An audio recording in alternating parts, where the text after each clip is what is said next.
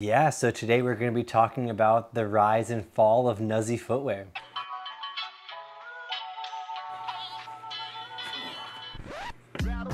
Over the last few years, I've gotten a lot of questions about Nuzzi Footwear, kind of like what happened to it, will we ever see it again, and what was the story behind it.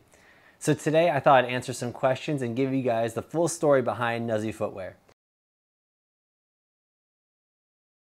So before we actually get into all the shoes, I feel like we should go back in time and get to the bones of Nuzzi Footwear. So college was ending, I went to FITM, which was a fashion school. I always knew I really liked footwear, and during fashion school I got to learn about textiles, a bunch of different materials, and of course marketing and branding. So the first job I actually got out of college was working for a shoe manufacturer. The shoe manufacturer was called CK. They produced brands like Hunter, which was the rain boot company, Creative Rec, and a few other brands. So I guess in the beginning, my job was pretty much more on the marketing side.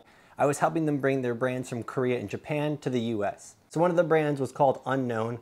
This was kind of your young professional shoe. A lot of higher end sneaker material, higher end leathers, tumbled leathers, nice suedes. And if we used canvas, it was like a really nice canvas. Kind of more of like a dress sneaker shoe.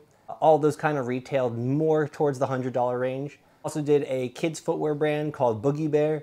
They also had a bunch of really cute rain boots. They're actually really good quality since they were coming from Hunter rain boots essentially. So I got more into the product development side. So a lot of that school knowledge I did learn about materials did help and apply to this. So we were constantly messing with materials, obviously for cost, for comfort, and obviously how it looked. So a little bit of time goes by and one of the brands isn't doing so well. So they approached me and they knew I was a skateboarder and said, hey, do you want to try to make your own skateboard shoes? At this time, I was already doing Nuzzi brand, so I was already doing clothing, hats, small limited stuff. This is all around 2017, let's say. And so one of the shoes that they were using in their lineup was a slip-on. And so the most expensive part about starting a footwear brand is getting all of the molds made. So a lot of brands you'll see, they only do whole sizes. It's because it costs a lot to make those half sizes. People don't really realize that. So that's why if you're wondering why don't some companies make half sizes, it's just because it costs a lot more. And since I was fortunately able to use one of their molds, the manufacturer was going to help me back my brand. A test run to see what was going to happen. It was probably around 2018 though, when the shoes were actually fully developed, ready for sale, and have definitely been skate tested by then. At time, I pretty much only wore slip-on shoes. I don't want to say I was known for wearing slip-on shoes, but I pretty much was. It's pretty much the only style shoe I skated. I just didn't like having laces. I always ripped my laces, and I always hated tying my shoes, so the slip-on just worked for me. It was an easy slide in. And I didn't have laces to bust because I just hated how that looked. So what I was able to do was able to pretty much improve on their current slip-on mold. So their slip-on was pretty bare basic. There was really nothing special about it. And it obviously wasn't built for skating, so there wasn't any cushion or anything. So that kind of brings me to the first shoe that we came up with, and that was called the Downtown, which was pretty much your plain basic slip-on. Pretty crazy that I actually still have some of these samples because some of these samples people have never actually even seen it before. So you guys are all finally seeing these samples after all these years, because these are probably samples from probably about 2017, I want to say. But pretty much right here is like our super high-end slip-on right here. We actually never produced this one. The tumbled leather was kind of expensive. It was going to probably be about at that $100 mark, maybe even a little bit more. And at that time, that was kind of expensive. But this tumbled leather is so nice. When I got to skate test a pair, it just lasted so long. And it's pretty funny to look at this pair because there were a few things that still were happening and not happening now that I look at it. Actually did include the little thicker part around the ankle. If your board hits you, you want something there, I feel.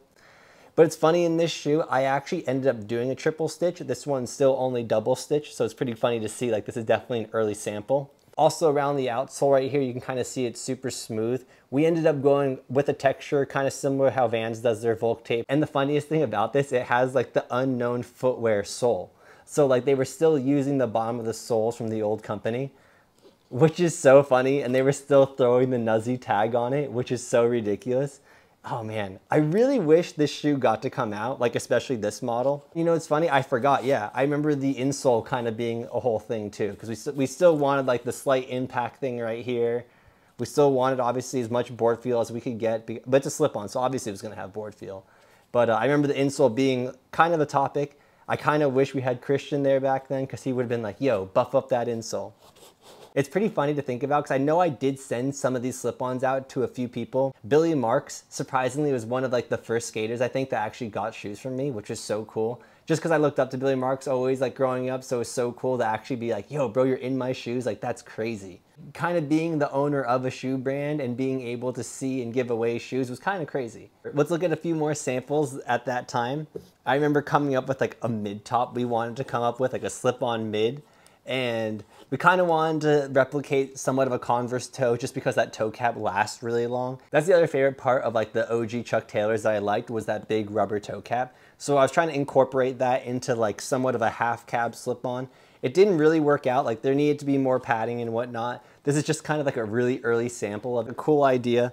I found a pair of black ones that I actually ended up wearing and kind of skating. These were real samples, I guess. I actually had the Nuzzi grip on these ones. These are kind of more of the real sample. I wonder if there's a tag to actually have the date on it. I don't think there is. But these were actually pretty cool. I really like these. Like I wish we could have ended up coming out with something like this too, for the public at least. Then lastly, the high tops. The high tops are, I think, obviously my favorite. It's funny, so this is definitely early sample right here. I can just tell because of the nice leather, and obviously the sole is the OG sole. It's not a Nuzzi sole, which is really funny. I'll go over what we changed on the sole. As you can kind of see here though, it's pretty not anything crazy. It's pretty basic, like that will wear out really fast normally. So we didn't end up going with anything like this. It's just like a really clean looking shoe. It kind of looks like Austin Gillette's shoe that he has out now. This was actually a more full final sample because it has some Nuzzi tread on it.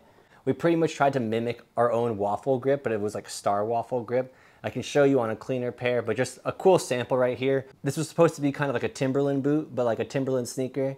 It almost was like water resistant essentially, but it was really cool. Honestly, I wish we could have came out with these. One of my actual snow skate homies has a pair of these, so shout out Burnley for having the only other pair of these out there. Pretty cool. But yeah, anyways, let's move on to the shoe boxes and talk a little bit more about the actual slip-on. I'm not gonna lie, I was really happy to find at least 2 pairs in the box still. I only found 1 pair of size 9s that I kept for myself.